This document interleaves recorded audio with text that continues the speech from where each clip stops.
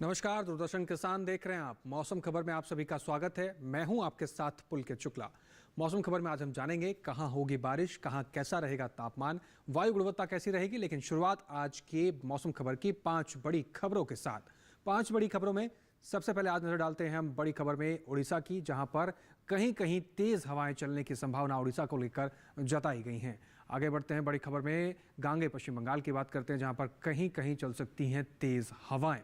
ये दूसरी बड़ी खबर हुई। अब आगे बढ़ते हैं और बात करते हैं छत्तीसगढ़ की, जहां पर कुछ हिस्सों में तेज हवाएं चलने के आसार जताए गए हैं।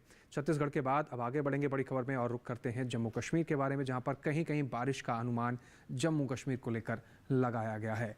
आखिरी बड़ी खबर का रुख करते हैं हिमाचल प्रदेश से है, जहां पर कहीं कहीं बारिश की संभावना हिमाचल प्रदेश में जताई गई है। ये हुई आज की 5 बड़ी खबरें। अब बात करेंगे हम मौसम अलर्ट की, जिसमें हम जानते हैं कि किन राज्यों को लेकर क्या अलर्ट जारी किया गया है, कहां आपको सावधान रहना है और कहां के लिए चेतावनी जारी की गई है। मेरे पीछे आप भारत का नक्शा देख रहे हैं।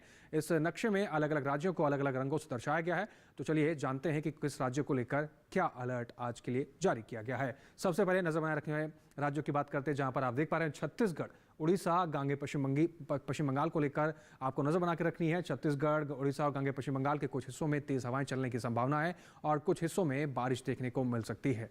अगर नक्शे में भारत बाकी राज्यों की बात करें तो वहां पर कोई भी चेतावनी जारी नहीं की गई है। अब बात करेंगे मौसम पूर्वानुमान की, जिसमें हम जानेंगे कि आने वाले 24 से 48 घंटों में मौसम कैसा रहने वाला है। आप चलिए शुरुआत करते हैं।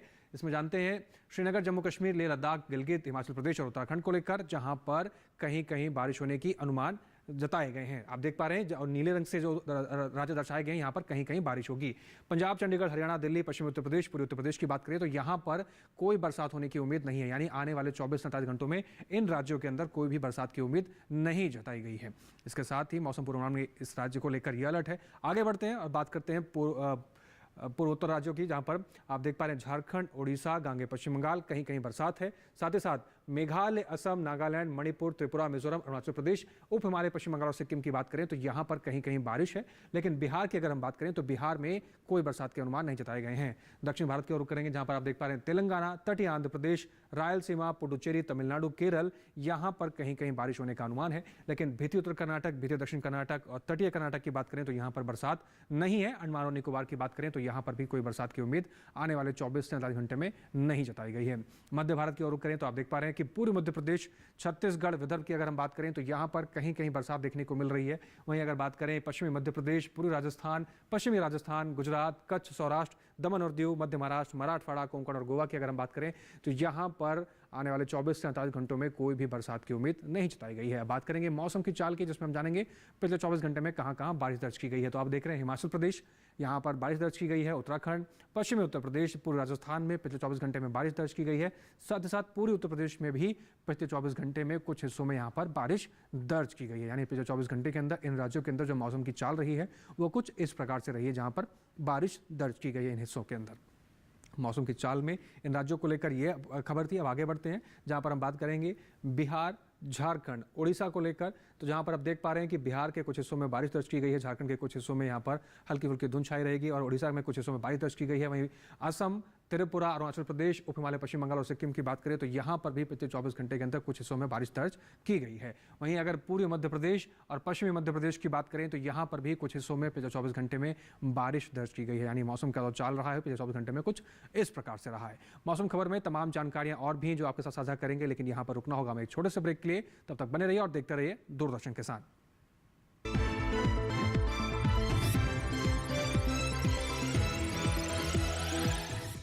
अच्छी चीजों में समय लगता है, खूबसूरती निखारने में वक्त लगता है। ब्यूटीफुल डिजाइन्स टेक टाइम, लेकिन केवाईसी अपडेट मिनटों में।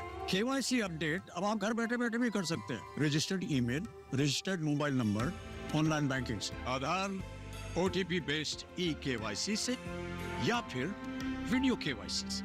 यहाँ तक कि अकाउंट भी घर बैठे बैठे खोला जा सकता है। आरबीआई कहता है, इन्हीं से सुनिए, जानकार बनिए, सतर्क रहिए।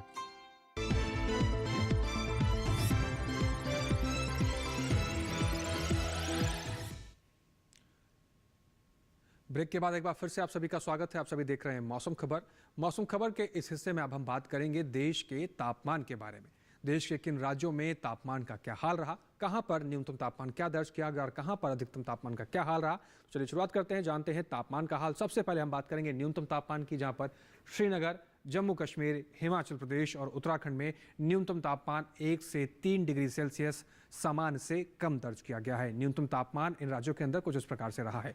आगे बढ़ते हैं, जहां पर पंजाब, चंडीगढ़, हरियाणा, दिल्ली और पश्चिमी उत्तर प्रदेश की बात करें तो यहां पर न्यूनतम तापमान 1 से 3 डिग्री सेल्सियस सामान्य से कम दर्ज किया गया है। न्यूनतम तापमान का हाल इन राज्यों के अंदर कुछ इस प्रकार से रहा है। आगे बढ़ते हैं, न्यूनतम तापमान में पूर्वोत्तर राज्यों की रुख करेंगे। असम, मेघालय और साथ ही साथ बिहार की अगर हम बात करें तो यहाँ पर न्यूनतम तापमान 3 से 5 डिग्री सेल्सियस सामान्य से ज़्यादा न्यूनतम तापमान दर्ज किया गया है। न्यूनतम तापमान में आगे बढ़ते हैं और बात करते हैं और कुछ पूर्वोत्तर राज्यों की, जहां पर आप देख पा रहे हैं नागालैंड, मणिपुर, मिजोरम, त्रिपुरा की बात करें तो यहां पर न्यूनतम तापमान 5 डिग्री सेल्सियस सामान्य से ज़्यादा न्यूनतम तापमान यहां पर दर्ज किया गया है। न्यूनतम तापमान यहां पर कुछ इस प्रकार से रहा है। दक्षिण भारत की ओर रुख करते हैं, तमिलनाडु और पुडुचेरी की अगर हम बात करें तो यहां पर न्यूनतम तापमान 3 से 5 डिग्री सेल्सियस सामान्य से ज़्यादा दर्ज किया गया है। न्यूनतम तापमान तमिलनाडु और पुडुचेरी का कुछ इस प्रकार से रहा है। इसके साथ ही अगर बात करें हम केरल की करें तो केरल के अंदर न्यूनतम तापमान 1 से 3 डिग्री सेल्सियस सामान्य से ज़्यादा न्यूनतम तापमान दर्ज किया गया है। न्यूनतम तापमान में बात करते हैं देश में सबसे कम तापमान की, जो कि हरियाणा के करनाल में दर्ज किया गया है, जो कि 5 डिग्री सेल्सियस दर्ज किया गया है। सबसे कम तापमान हरियाणा के करनाल में दर्ज किया गया। बात करते हैं अधिकतम तापमान की, जहां पर आप देख पा रहे हैं कि बिहार और झारखंड की बात करें तो यहां पर अधिकतम तापमान 1 से 3 डिग्री सेल्सियस सामान्य से कम दर्ज किया गया। अधिकतम तापमान का हाल बिहार और झारखंड को लेकर कुछ इस प्रकार से रहा है। आगे बढ़ते हैं अधिकतम तापमान में, जहां पर बात करते हैं छत्तीसगढ़ की, तो आप देख पा रहे हैं छत्तीसगढ़ में अधिकतम तापमान 1 से 3 डिग्री सेल्सियस सामान्य से ज़्यादा दर्ज किया गया। अधिकतम तापमान यहाँ पर कुछ इस प्रकार से रहा है। पूर्वोत्तर राज्यों की बात करें तो यहाँ पर असम और मेघालय की अगर हम बात करते हैं तो अधिकतम तापमान असम और मेघालय में 5 डिग्री सेल्सियस सामान्य से कम दर्ज किया गया है। अधिकतम तापमान यहाँ पर कुछ इस प्रकार से रहा है। इसके साथ ही अरुणाचल प्रदेश पर नजर डालिए, यहाँ पर अधिकतम तापमान 3 से 5 डिग्री सेल्सियस सामान्य से कम दर्ज किया गया। अधिकतम तापमान यहाँ पर कुछ इस प्रकार से रहा है। इसके साथ ही तटीय आंध्र प्रदेश, तेलंगाना, भीतरी उत्तर कर्नाटक और भीतरी दक्षिण कर्नाटक की बात करें तो यहाँ पर अधिकतम तापमान 1 से 3 डिग्री सेल्सियस सामान्य से ज़्यादा दर्ज किया गया। अधिकतम तापमान का हाल कुछ यहाँ पर इस प्रकार से रहा है, जो आप अपनी टेलीविजन स्क्रीन पर देख पा रहे हैं।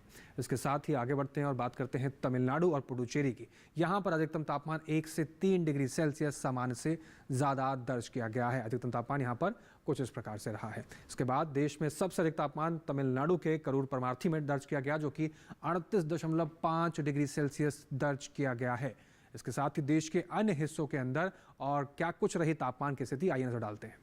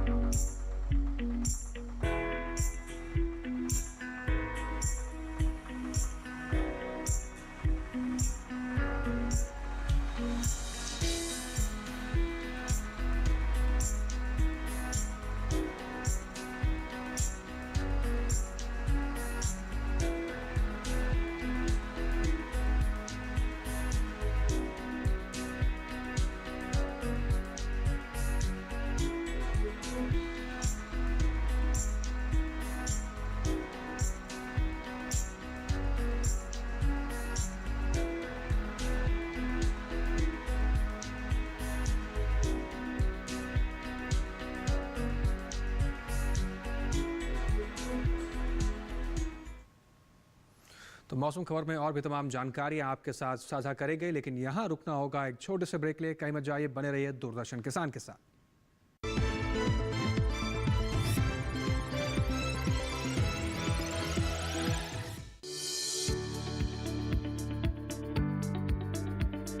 कृषि और पशुपालन है एक दूसरे के पूरक।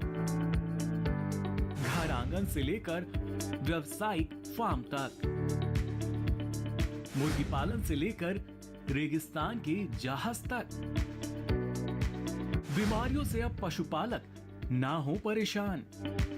विशेषज्ञ करेंगे आपकी समस्या का समाधान। जुड़िए हमसे, पूछिए अपने सवाल। ईमेल के जरिए भी आप हमारे साथ जुड़ सकते हैं। हमारी ईमेल आईडी है ddkisanapc@gmail.com। हमारे टोल फ्री नंबर हैं 1800-113060 और 1800-113061। देखिए अपना पशु चिकित्सक हर रविवार शाम 6:30 बजे दूरदर्शन किसान चैनल पर।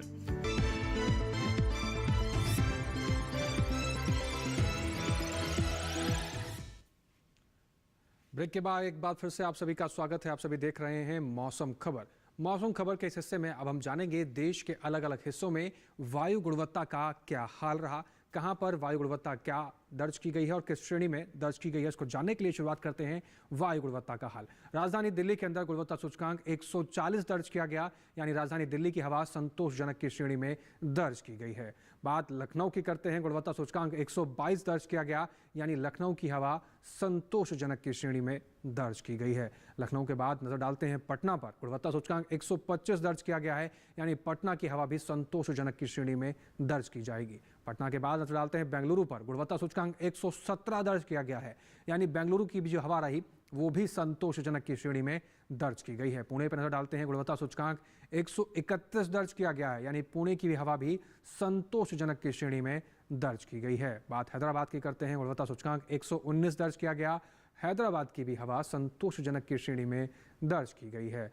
अब बात कोलकाता की करते हैं, गुणवत्ता सूचकांक 260 दर्ज किया गया है, यानी कोलकाता की हवा थोड़े से खराब की श्रेणी में दर्ज की गई है। मुंबई की बात करते हैं, गुणवत्ता सूचकांक 117 दर्ज किया गया, यानी मुंबई की हवा संतोषजनक की श्रेणी में दर्ज की गई है। मुंबई के बाद बात अहमदाबाद की, गुणवत्ता सूचकांक 113 दर्ज किया गया, यानी अहमदाबाद की जो हवा रही वो भी संतोषजनक की श्रेणी में दर्ज की गई है। बात करेंगे पर्यटन पूर्वानुमान की, जिसमें हम जानते हैं कि भारत के प्रमुख पर्यटन स्थानों पर आने वाले 4 दिनों में मौसम कैसा रहेगा। सबसे पहले जम्मू कश्मीर की बात करते हैं। जम्मू कश्मीर के गुलमर्ग की अगर हम बात करें तो शनिवार, रविवार, सोमवार, मंगलवार, शनिवार को यहाँ पर कुछ हिस्सों में बादल छाए रहेंगे, कुछ हिस्सों में धूप खिलेगी, रविवार को तेज धूप खिलेगी, सोमवार को फिर से बादल छाए रहेंगे, कुछ हिस्सों में धूप खिलेगी और मंगलवार को हल्की फुल्की बर्फबारी देखने को मिल सकती है। अधिकतम तापमान की बात करें तो 1 डिग्री सेल्सियस से लेकर 2 डिग्री सेल्सियस तक अधिकतम तापमान जा सकता है। न्यूनतम तापमान की बात करें तो -6 डिग्री सेल्सियस से लेकर -10 डिग्री सेल्सियस तक आने वाले 4 दिनों में तापमान जा सकता है। वहीं उत्तराखंड के देहरादून की बात करते हैं, जहां पर आप देख पा रहे हैं शनिवार, रविवार को तेज धूप खिलने के आसार हैं। सोमवार और मंगलवार की बात करें तो यहां पर कुछ हिस्सों में बादल छाए रहेंगे और कुछ हिस्सों में तेज धूप खिलने के आसार हैं। अधिकतम तापमान की बात करें तो 23 डिग्री सेल्सियस से लेकर 25 डिग्री सेल्सियस तक अधिकतम तापमान जा सकता है। न्यूनतम तापमान की बात करें तो 7 डिग्री सेल्सियस से लेकर 12 डिग्री सेल्सियस तक न्यूनतम तापमान आने वाले 4 दिनों में देहरादून के अंदर जा सकता है। तो देहरादून घूमने की तैयारी कर रहे हैं, कुछ प्रकार से मौसम के लिए आप तैयार रह सकते हैं। बात हरियाणा के कुरुक्षेत्र की करते हैं, जहां पर शनिवार को तेज धूप खिलने के आसार हैं। रविवार, सोमवार, मंगलवार बाकी के 3 दिन कुछ हिस्सों में बादल छाए रहेंगे, कुछ हिस्सों में तेज धूप भी खिल सकती है। अधिकतम तापमान की बात करें तो 22 डिग्री सेल्सियस से लेकर 23 डिग्री सेल्सियस तक अधिकतम तापमान जा सकता है। न्यूनतम तापमान की बात करें तो 7 डिग्री सेल्सियस से लेकर 10 डिग्री सेल्सियस तक न्यूनतम तापमान आने वाले 4 दिनों के अंदर कुरुक्षेत्र में देखने को मिल सकता है। तो कुरुक्षेत्र घूमने की आप तैयारी कर रहे हैं तो कुछ प्रकार से मौसम और तापमान के लिए तैयार रह सकते हैं। बात उत्तर प्रदेश के वाराणसी की करते हैं, जहां पर शनिवार, रविवार को तेज धूप खिलने के आसार हैं। सोमवार और मंगलवार को कुछ हिस्सों में बारिश दर्ज की जा सकती है। अधिकतम तापमान की बात करें तो 27 डिग्री सेल्सियस से लेकर 31 डिग्री सेल्सियस तक अधिकतम तापमान आने वाले 4 दिनों में वाराणसी में जा सकता है। न्यूनतम तापमान की बात करें तो 13 डिग्री सेल्सियस से लेकर 18 डिग्री सेल्सियस तक न्यूनतम तापमान आने वाले 4 दिनों में वाराणसी के अंदर रह सकता है। साथ ही साथ सोमवार और मंगलवार को वाराणसी के अंदर बारिश भी दर्ज की जा सकती है। बात करते हैं बिहार के बोधगया की, जहां पर शनिवार को आप देख पा रहे हैं कुछ हिस्सों में धुंध छाई रहेगी। रविवार, सोमवार, मंगलवार की बात करें तो कुछ हिस्सों में बादल छाए रहेंगे और कुछ हिस्सों में हल्की फुल्की धूप भी खिलने को मिल सकती है। वहीं अधिकतम तापमान की बात करें तो 27 डिग्री सेल्सियस से लेकर 29 डिग्री सेल्सियस तक अधिकतम तापमान जा सकता है। वहीं न्यूनतम तापमान की अगर हम बात करें तो 13 डिग्री सेल्सियस से लेकर 15 डिग्री सेल्सियस तक न्यूनतम तापमान आने वाले 4 दिनों के अंदर बोधगया के अंदर जा सकता है। इसके साथ ही अगर हम बात करें पश्चिम बंगाल के दार्जिलिंग की, तो यहाँ पर आप देख पा रहे हैं शनिवार को कुछ हिस्सों में बारिश दर्ज की जाएगी। साथ ही साथ रविवार, सोमवार और मंगलवार की बात करें तो बाकी के 3 दिन कुछ हिस्सों में बादल छाए रहेंगे, कुछ हिस्सों में धूप भी खिलने के आसार जताए गए हैं। अधिकतम तापमान की बात करें तो 15 डिग्री सेल्सियस अधिकतम तापमान आने वाले 4 दिनों में दार्जिलिंग में जा सकता है। न्यूनतम तापमान की बात करें तो 6 डिग्री सेल्सियस से लेकर 7 डिग्री सेल्सियस तक न्यूनतम तापमान आने वाले 4 दिनों में दार्जिलिंग के अंदर जा सकता है। इसके साथ ही उड़ीसा के पुरी की बात करते हैं। शनिवार को कुछ हिस्सों में बादल छाए रहेंगे, कुछ हिस्सों में धूप भी खिल सकती है। रविवार को मौसम बदलेगा और बारिश होने के आसार हैं। सोमवार और मंगलवार की अगर हम बात करें तो यहाँ पर भी सोमवार और मंगलवार को हल्के फुल्के बादल छाए रहेंगे, हल्की फुल्की धूप खिलने के आसार हैं। अधिकतम तापमान की अगर हम बात करें तो 29 डिग्री सेल्सियस से लेकर 31 डिग्री सेल्सियस तक अधिकतम तापमान जा सकता है। न्यूनतम तापमान की अगर हम बात करें तो 23 डिग्री सेल्सियस से लेकर 26 डिग्री सेल्सियस तक न्यूनतम तापमान उड़ीसा के पुरी में आने वाले 4 दिनों में जा सकता है। महाराष्ट्र के महाबलेश्वर की अगर हम बात करते हैं, शनिवार को तेज धूप खिलने के आसार हैं। रविवार और सोमवार और मंगलवार की बात करें, बाकी के 3 दिन मौसम बदलेगा, कुछ हिस्सों में बादल छाए रहेंगे और कुछ हिस्सों में धूप खिलने के भी आसार जताए गए हैं। अधिकतम तापमान की बात करें तो 27 डिग्री सेल्सियस से लेकर 29 डिग्री सेल्सियस तक अधिकतम तापमान यहाँ पर महाबलेश्वर में आने वाले 4 दिनों में जा सकता है। वहीं न्यूनतम तापमान पर नजर डालें तो 14 डिग्री सेल्सियस से लेकर 16 डिग्री सेल्सियस तक न्यूनतम तापमान आने वाले 4 दिनों के अंदर महाबलेश्वर में जा सकता है। इसके साथ ही अब बात गुजरात के अहमदाबाद की करते हैं। शनिवार को तेज धूप खिलने के आसार हैं और उसके साथ ही रविवार सोमवार को मौसम बदलेगा, कुछ हिस्सों में बादल छाए रहेंगे, कुछ हिस्सों में तेज धूप खिलने के आसार हैं। मंगलवार को फिर से मौसम बदलेगा और तेज धूप खिलने के आसार जताए गए हैं। अधिकतम तापमान की बात करें अहमदाबाद में तो 31 डिग्री सेल्सियस तक अधिकतम तापमान आने वाले 4 दिनों में जा सकता है। वहीं न्यूनतम तापमान की अगर हम बात करें तो 14 डिग्री सेल्सियस से लेकर 15 डिग्री सेल्सियस तक न्यूनतम तापमान आने वाले 4 दिनों के अंदर अहमदाबाद में जा सकता है। इसके साथ ही अब बात राजस्थान के जैसलमेर की करते हैं। शनिवार को तेज धूप खिलने के आसार हैं। रविवार सोमवार मंगलवार बाकी के 3 दिन मौसम बदलेगा और कुछ हिस्सों में बादल छाए रहेंगे, कुछ हिस्सों में धूप खिलने के आसार जताए गए हैं। अधिकतम तापमान की बात करें तो 25 डिग्री सेल्सियस से लेकर 26 डिग्री सेल्सियस तक अधिकतम तापमान जैसलमेर में आने वाले 4 दिनों में जा सकता है। वहीं न्यूनतम तापमान पर नजर डालें तो 11 डिग्री सेल्सियस से लेकर 14 डिग्री सेल्सियस तक न्यूनतम तापमान आने वाले 4 दिनों में जैसलमेर जा सकता है। ये तो हुई पर्यटन पूर्वानुमान की बात। अब बात करते हैं हम खेती किसानी की। तो इस समय कई जगहों पर जो फसलें लगी हुई हैं उसमें कीट और रोग लगने की आशंका है। ऐसे में किसान अपनी फसलों की विशेष देखभाल करने की जरूरत है। और इसके साथ ही उत्तर प्रदेश और बिहार के किसान कैसे अपनी फसलों की देखभाल करें, आइए देखते हैं इस पर विशेष रिपोर्ट। मौसम को ध्यान में रखते हुए उत्तर प्रदेश के किसान गेहूं फसल की लगातार निगरानी करते रहें।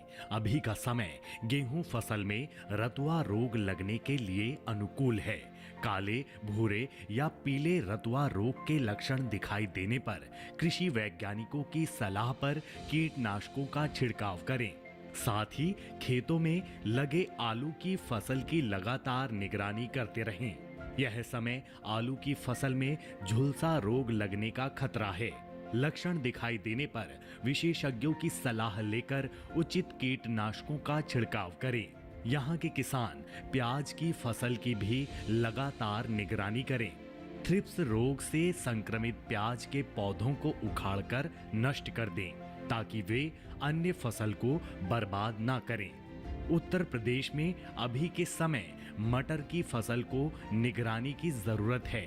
मटर की फसल में फफूंदी रोग लगने की आशंका है। साथ ही सरसों की फसल में एफिड संक्रमण की भी निगरानी करते रहें। समय समय पर विशेषज्ञों की सलाह लेते रहें। इसके अलावा सरसों में दाना भरने की स्थिति में दूसरी सिंचाई कर लें। आलू की फसल से खरपतवार निकालें और जरूरत के अनुसार सिंचाई करें। बात करें बिहार की तो अभी के समय बारिश की संभावना को देखते हुए यहाँ के किसान गन्ने की फसल की कटाई स्थगित कर दें। साथ ही गन्ने की फसल में निराई गुड़ाई कर लें। लहसुन और प्याज की फसल पर थ्रिप्स रोग होने की संभावना है। लक्षण दिखने पर कृषि विशेषज्ञों की सलाह लेकर उचित कीटनाशकों का छिड़काव करें। और इस समय देश में मौसम में उतार चढ़ाव देखने को मिल रहा है। ऐसे में देश के सभी किसान अपनी फसलों की देखभाल कैसे करें, बता रहे हैं भारत मौसम विज्ञान विभाग के वैज्ञानिक डॉक्टर आशुतोष मिश्रा जी। आइए सुनते हैं क्या कुछ कह रहे हैं। पिछले कुछ दिनों में सिक्किम तथा अरुणाचल प्रदेश में अनेक स्थानों पर बारिश एवं बर्फबारी देखी गई है। अतः किसान भाइयों से खेतों में खड़ी रबी फसलों तथा फलों के बगीचों से अतिरिक्त जल की निकासी सुनिश्चित करने की सलाह दी जाती है। अरुणाचल प्रदेश में बारिश समाप्त होने के बाद देर से बोई गई WRC धान की कटाई के कार्य कर सकते हैं। साथ ही परिपक्व मटर, टमाटर, आलू, राई इत्यादि की कटाई का कार्य भी पूरा किया जा सकता है।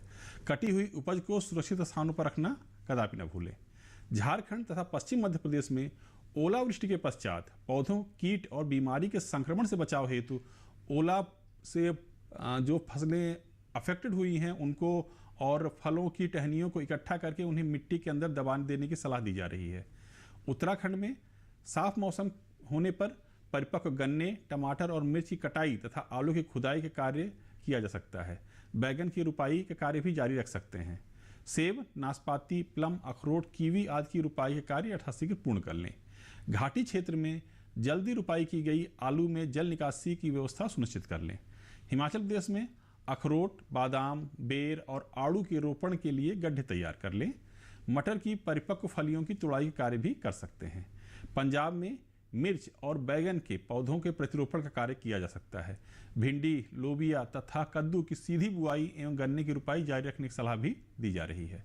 हरियाणा में गन्ने की रुपाई जारी रख सकते हैं। सूरजमुखी में सिंचाई का कार्य भी किया जा सकता है। जम्मू और कश्मीर में जई, गेहूं, मटर और मसूर से अतिरिक्त जल निकासी की व्यवस्था सुनिश्चित कर लें। बारिश कम होने पर कद्दू वर्गीय फसलों की रुपाई का कार्य कर सकते हैं। मिट्टी में नमी पर्याप्त उपलब्ध होने पर सब्जियों की प्रत्यक्ष बुआई स्थगित करने की सलाह दी जा रही है। बिहार में आगामी 2 से 3 दिनों के दौरान हल्की बारिश को ध्यान में रखते हुए आलू के कंदों एवं कटी हुई गन्ने की फसल के भंडारण की उचित व्यवस्था करने की सलाह भी दी जाती है। सब्जियों में निराई एवं गुड़ाई के कार्य भी कर सकते हैं तथा सिंचाई के कार्य थोड़े समय के लिए स्थगित कर दें। ग्रीष्मकालीन सब्जियों की बुआई के लिए खेत तैयार करने का कार्य भी कर सकते हैं। अब बात आज की फसल की। आज की फसल हमारी पालक की फसल है। इस समय पालक की बुआई का समय चल रहा है। पालक देखा जाए तो काफ़ी पोषक तत्वों से भरपूर है। ये सेहत के लिए भी काफ़ी लाभदायक है। पालक की पत्तियों का सब्जियों के रूप में प्रयोग किया जाता है। पालक को लेकर क्या कुछ विशेष है, आइए देखते हैं इस रिपोर्ट में। इस समय पालक की बुआई की जा सकती है। पालक को मैदानी और पहाड़ी दोनों क्षेत्रों में बोया जा सकता है। मैदानी इलाकों में सर्दी के मौसम में ये ज्यादा बोई जाती है। वैसे तो इसे किसी भी प्रकार की मिट्टी में बोया जा सकता है, फिर भी दोमट मिट्टी इसके लिए सर्वोत्तम मानी जाती है। अलग अलग राज्यों के लिए अलग अलग किस्में हैं। किसान वैज्ञानिकों से सलाह लेकर बीज का चुनाव कर सकते हैं। अच्छी नमी से बुआई करने पर तुरंत सिंचाई की जरूरत नहीं पड़ती। फिर भी बुआई के 8 से 10 दिन बाद सिंचाई करना आवश्यक है। इसके बाद 10 से 15 दिन के अंतराल पर सिंचाई करते रहें। पत्तियों की हर कटाई के बाद सिंचाई करना ना भूलें। खरपतवार नियंत्रण के लिए बोने के 15 से 20 दिन बाद पहली निराई गुड़ाई कर दें। पालक के लिए 2 से 3 बार निराई गुड़ाई करनी चाहिए। पत्तेदार सब्जियों में आमतौर पर बीमारी नहीं लगती, फिर भी अगर बीमारी लग जाए तो कटाई के बाद दवा छिड़कें ताकि पत्तियों पर दवाई का असर ना हो। वैसे पालक में सर्कोस्पोरा लीफ स्पॉट और डंपिंग ऑफ जैसी बीमारियों की आशंका रहती है। लीफ माइनर, चैंपा, माहू और इल्ली जैसे कीट पालक की पत्तियों को नुकसान पहुंचा सकते हैं। बचाव के लिए विशेषज्ञों की सलाह पर उचित दवाएं छिड़कें। ध्यान रखें कि फसल में किसी भी प्रकार की दवा का छिड़काव करने से पहले कृषि विशेषज्ञों से सलाह जरूर लें। पालक की 1 हेक्टेयर में 80 से 100 क्विंटल तक पैदावार होती है। इसे कई बार काटा जा सकता है।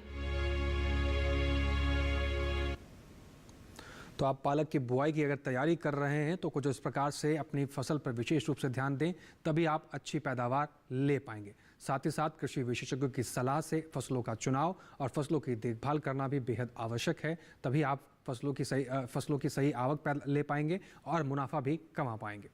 मौसम खबर में दिखाई गई सभी जानकारियों को आप डीडी किसान के यूट्यूब चैनल पर भी देख सकते हैं। उसके लिए आपको करना बस इतना है कि टेलीविजन स्क्रीन पर दिखाए जा रहे QR कोड को स्कैन करना है और सीधा डीडी किसान के यूट्यूब चैनल पर पहुंच जाएंगे और मौसम खबर में दिखाई गई सभी जानकारियों को कहीं भी किसी भी वक्त बैठकर देख सकते हैं। तो उम्मीद करते हैं कि मौसम खबर में दिखाई गई सभी जानकारियों से आपको उचित लाभ हो रहा होगा। आज के इस मौसम खबर में फिलहाल इतना ही। मुझे दीजिए इजाजत और देखते रहिए दूरदर्शन किसान। नमस्कार।